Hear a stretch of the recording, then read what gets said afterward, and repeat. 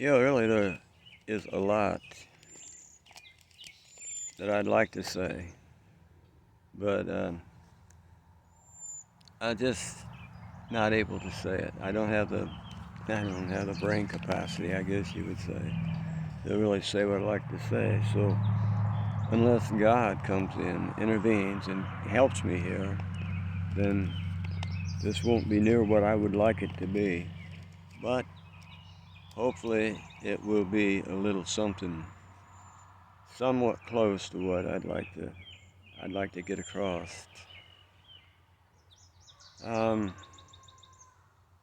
I just want to say, a few weeks ago now, I'm not sure how long ago it was. It was a while back. I was opening up my Bible, and I heard something. I heard what's happening right now is a conflict among the powers, and I thought about that. And see, I tell you, I keep reading. I hear people say, "We're in a spiritual battle. We're in a battle against good and evil." And some of them say we're in a battle between God and the devil. And they say, yeah, we're in a battle between good and evil.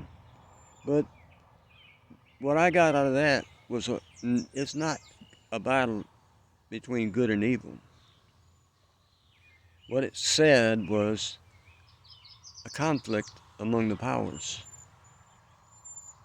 And I'm not sure. I don't know about these kind of things. I don't know about the powers. I just be honest. I don't know when it comes to the powers, dominions, principalities, all that stuff. I don't know. I do not know. But when I heard that, I thought back to Deuteronomy. It's in chapter 30, I believe. It might be verse 8. I'm not sure.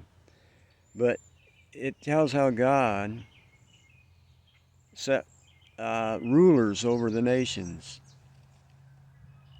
And all the nations he put under the rule of different powers, different authorities. I don't know what these powers or authorities were.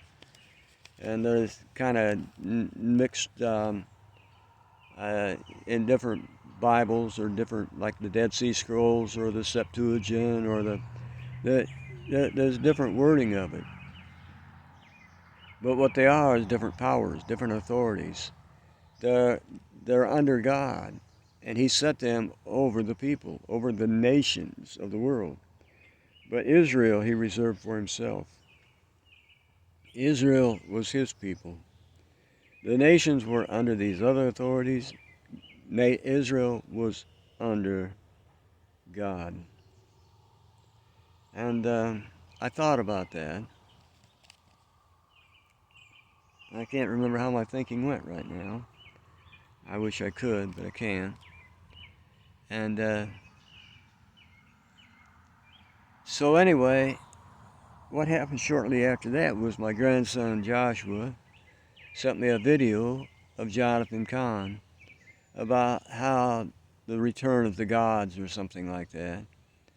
And he got me kind of interested. I don't agree with what Jonathan Cahn says, I'll say that.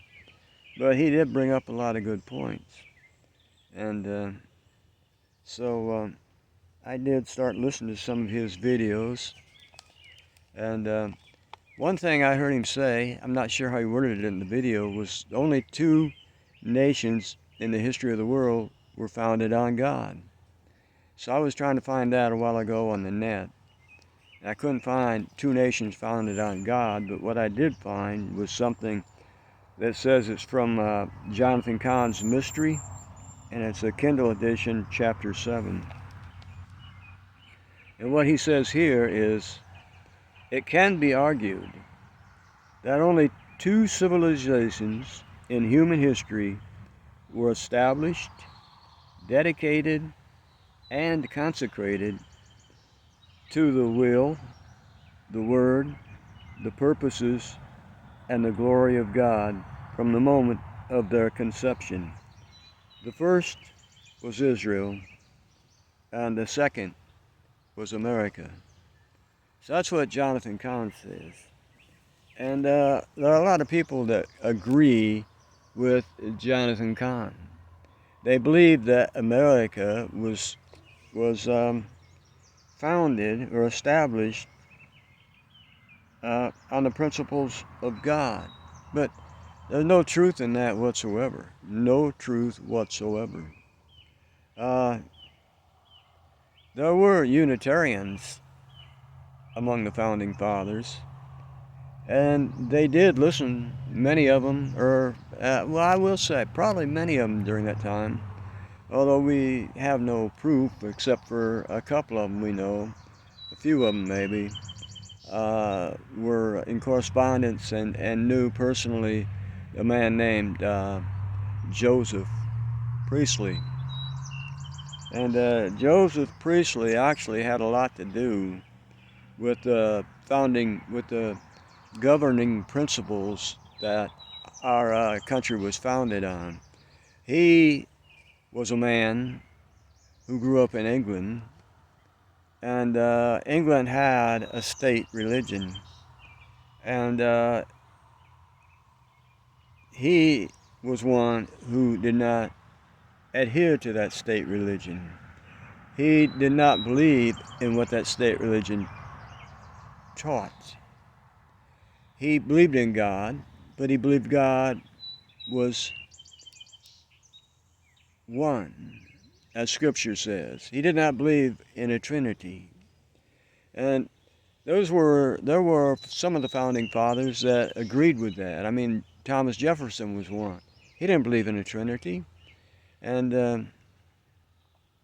but anyway, there were many who agreed with what he wrote about governing and religion and governing, and how how the leaders, how there should be no state religion.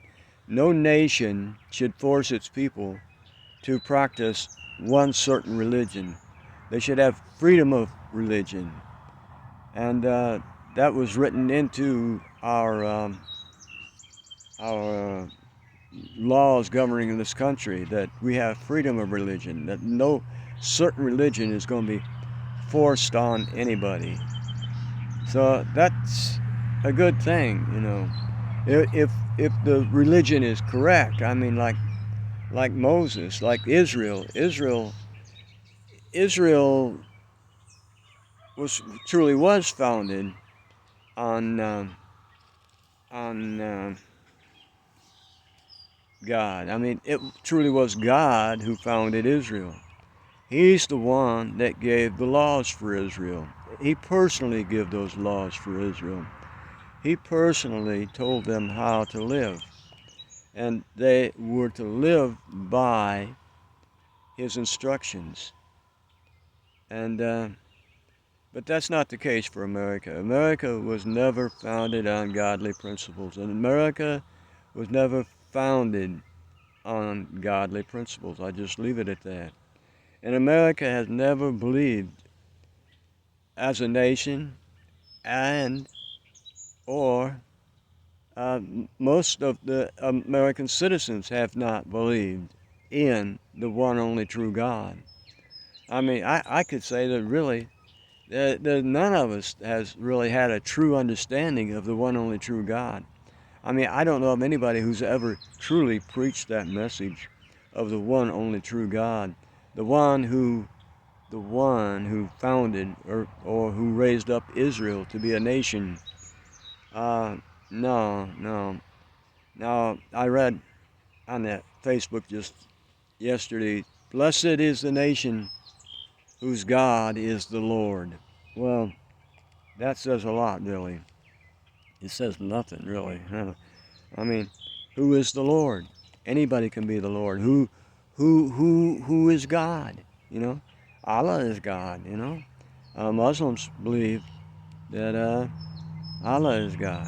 You know, and actually, Allah is just God's name. I mean, Christians that speak that language call God Allah, I do believe. But anyway, blessed is the nation whose God is the Lord.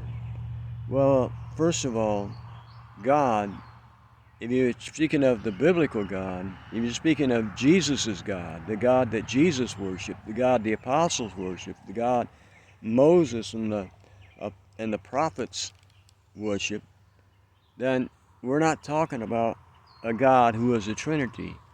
We're talking about a God who is one. And we're talking about a God who gives certain instructions on how to live. He gave certain instructions in dietary laws. He gave certain instructions on keeping a Sabbath, you know. And has America ever lived under the laws that the God of Israel give unto Israel? No, never, never, never.